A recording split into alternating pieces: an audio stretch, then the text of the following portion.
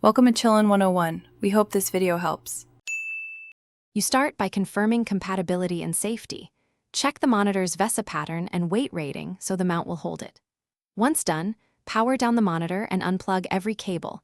Label or photo your ports to speed reassembly.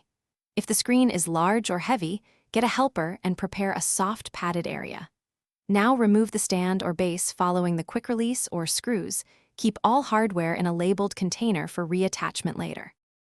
With the stand off, attach the VESA plate or monitor arm using the specified screws and torque, tight but not overdriven.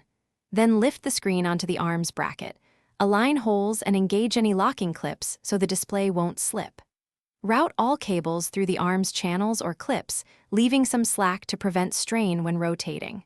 Once mounted, adjust the vertical rotation tension to balance the monitor so it moves smoothly. Yet now rotate the monitor into portrait orientation and then change your computer's display settings to portrait so content displays correctly.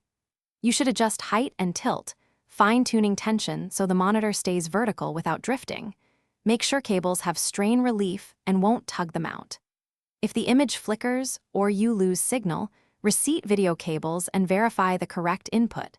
Make sure drivers recognize the rotated resolution. If the arm sags, tighten the tension screws and test again.